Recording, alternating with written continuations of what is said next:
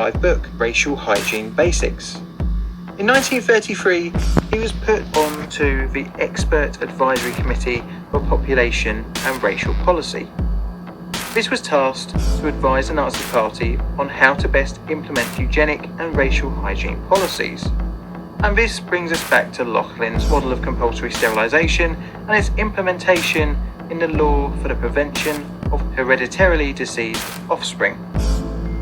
This would put alleged cases of hereditary illness up in front of a genetic health court. Hitler, in private, expressed his interest in pushing the program towards euthanasia, but stopped short of implementing it during peacetime.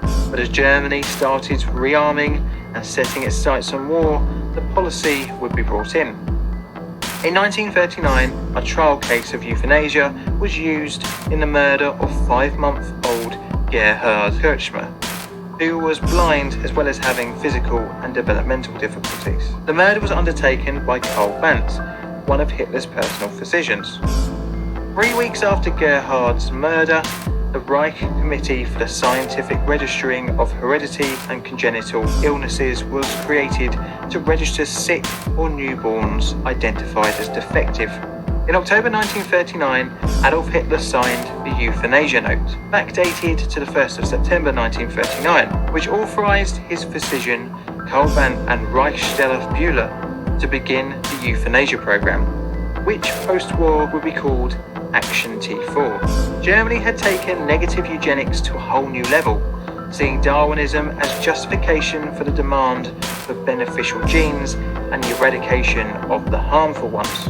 A number of physicians were authorized to decide which patients under their care would be deemed incurably sick, and then euthanize the victim. The list of conditions acceptable for murder included, but wasn't limited to, schizophrenia, epilepsy, Huntington's chorea, advanced syphilis, senile dementia, paralysis, and terminal neurological conditions generally. Between 1939 and the fall of the Nazi regime in 1945, an estimated 300,000 people were murdered throughout Germany, occupied Poland, Austria, and the Protectorate of Bohemia and Moravia. This number included infant children, women, and men. Various execution methods were experimented with, from lethal injection administered by a medical practitioner to the first implementation of poisonous gas for large groups of victims. The first such instance, in January 1940, was at the Brandenburg Euthanasia Center. So much so were the Nazis impressed with the use of gas in the extermination activities during the Action T4 program, and it was expanded to an industrial scale for the Holocaust.